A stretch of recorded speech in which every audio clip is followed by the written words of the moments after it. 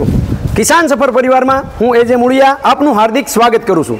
ખેડૂત મિત્રો, ખેડૂત સુખી તો બધા સુખી આ વાત લઈ અને આપણે દર વખતે ખેડૂત મિત્રોને મળીએ છીએ અને ખેડૂત મિત્રો જે છે એ પ્રાકૃતિક ખેતી તરફ આગળ વધે, ગાય આધારિત ખેતી તરફ આગળ વધે એના માટેના મિત્રો આપણા હંમેશના પ્રયત્નો રહ્યા છે।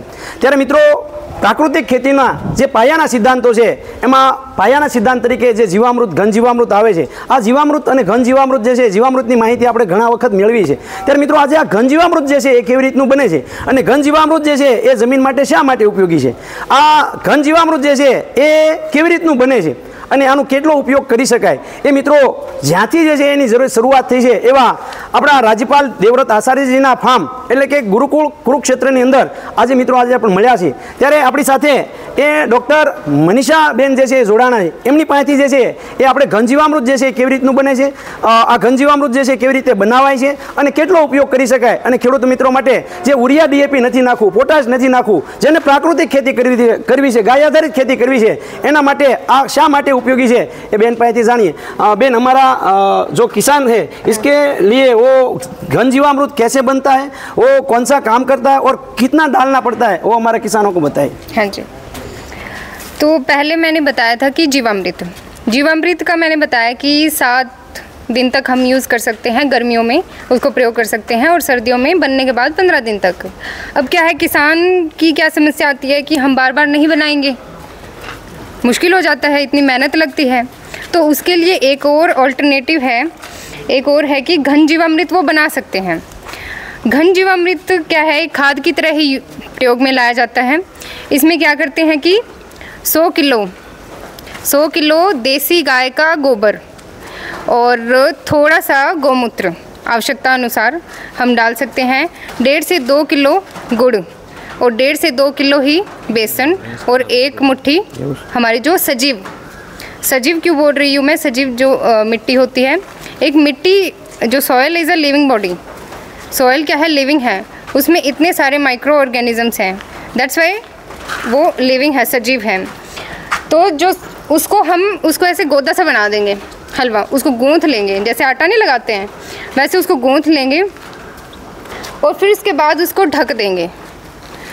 2 से 4 दिनों तक उसको ढक देंगे और ढक के उसके ऊपर 2 से 3 दिन तक हम पानी से छिड़कते रहेंगे उसको, ठीक है। उसको नमी उसके अंदर मेंटेन रखेंगे, उसमें ऑप्टिमम। उसके बाद उनका लड्डू बना लेंगे, ठीक है। इन लड्डुओं को जैसे उपले बनाते हैं ना वैसे, तो उन लड्डुओं को हम यूज़ कर सकते हैं। खाद को जैसे यूरिया डालते हैं वैसे ही वो 1 या 2 लड्डू, जैसे भी क्रॉप की रिक्वायरमेंट है, जितना भी फसल को चाहिए वो रिकमेंडेड है, वो किताब में लिखा भी हुआ है कि कितना डालना है कितना नहीं, ठीक है। बाकी डॉक्टर हरिओम भी बता देंगे आपको फसलों के हिसाब से। तो वो हम उपले क्या है जड़ों के पास में रख देंगे, थोड़ी थोड़ी दूर के डिस्टेंस पे वो जो लड्डू बनाए हैं। ये तो हो गया घन जीवामृत बनने के बाद उपयोग। अगर हमें इसको स्टोर करना है तो जो घन जीवामृत, गीला जो घन जीवामृत है उसको छाँव में सुखाना है जब तक वो बिल्कुल सूख ना जाए, उसमें नमी नहीं होनी चाहिए। उसके बाद उसको हम 6 महीने तक स्टोर कर सकते हैं। तो इससे क्या है, किसान की जो मेहनत है वो बचेगी, ठीक है। अब ये आपने मतलब कि पहले नमी थी, उसमें हमने 2 से 3 दिन जो ढका है उसमें क्या माइक्रो ऑर्गेनिजम्स हैं, उनकी माइक्रोब्स हैं, जीवाणुओं की संख्या है वो बढ़ा दी।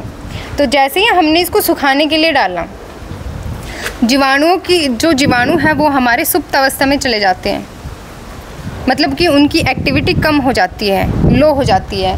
जैसे ही उसको हम खेत में डालेंगे, ये सूखा हुआ घन जीवामृत है, जैसे हमने खेत में डाला तो क्या है, वो जो जीवाणु हैं उनको जैसे ही मॉइस्चर मिलेगा, नमी मिलेगी, वो वापस से एक्टिव हो जाएंगे, ठीक है। तो उसका यही कारण है कि जो 6 महीने तक हम इसको घन जीवामृत को स्टोर कर सकते हैं। तो इसकी 2 विधियां हैं, एक तो हम सूखा हुआ घन जीवामृत भी डाल सकते हैं या फिर इसको गीला जो लड्डुओं के उसमें है।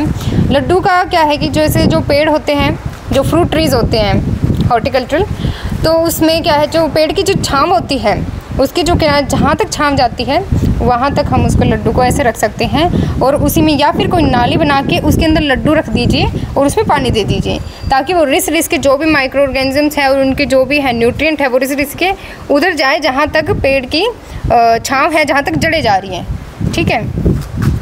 तो ये था घन जीवामृत। उतना निमस्त- कितना यूज जैसे कितना चाहिए वो घन जीवामृत का, वो 1 एकड़ में? 1 एकड़ में जैसे 100 किलो मैंने बताया वो सफिशिएंट है।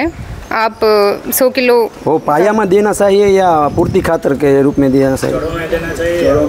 नहीं, ऊपर ऊपर, जड़ों में नहीं।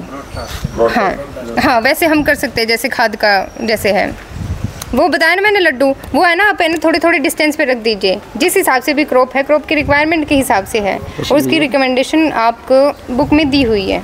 अब मैं ऐसे एक एक क्रॉप का बताऊंगी तो बहुत ज़्यादा लंबा हो जाएगा। ખૂબ સરસ મજાની વાત એ મિત્રો આપણને બેન દ્વારા જે છે આ ઘન જીવામૃતની આપી કે કેવી રીતનું બનાવી શકાય. મિત્રો આ ઘન જીવામૃતનો ઉપયોગ જે છે કરવાથી એ ધીમે ધીમે ધીમે એ આપવાથી એ આપણા જમીનની અંદર રહેલા જે સૂક્ષ્મ જીવાણુનો ખોરાક બનશે અને સાથે સાથે જે યુરિયા ડીએપી જે છે એની અવેજીની અંદર આ ખૂબ સરસ મજાનું કામ જે છે એ મિત્રો આ સૂક્ષ્મ જીવાણુઓ કરવાના છે. ત્યારે આ ઘન જીવામૃતનો ઉપયોગ આપણા ખેતરની અંદર જે આપણે ખાવાનું છે, જે વસ્તુ આપણે બનાવીએ, જે આપણા ઘર પૂરતું બનાવીએ એની અંદર તો આપણે આનો ઉપયોગ કરીએ જ, જેથી કરીને પેસ્ટિસાઇડ અને કહેવાય કે રાસાયણિક ખાતરનો ઉપયોગ આપણે ઓછો કરી શકીએ અને આપણા શરીરના સ્વાસ્થ્ય માટે જે અનેક રોગોના જે ભોગો બનીએ છીએ એ આપણે અટકાવી શકીએ. બેન, અમારા ખેડૂત મિત્રો માટે આપણે ખૂબ સરસ મજાની તમે માહિતી આપી ઘન જીવામૃત કેમ બનાવવું. તો મિત્રો તમને પણ જે છે આ માહિતી જો સારી લાગી હોય તો બીજા ખેડૂતો સુધી જે છે આ વિડીયોને પહોંચાડજો, જેથી કરીને બીજા ખેડૂત મિત્રો પણ આ ચોમાસાની અંદર આ ઘન જીવામૃતનો બનાવીને ઉપયોગ કરી શકે. બેન, અમારા ખેડૂત મિત્રો માટે આપણે સરસ મજાની માહિતી આપવા બદલ હું એજે મુળિયા આપનો ખૂબ ખૂબ આભાર માનું છું. ખેડૂત મિત્રો, ખેડૂત સુખી તો બધા સુખી.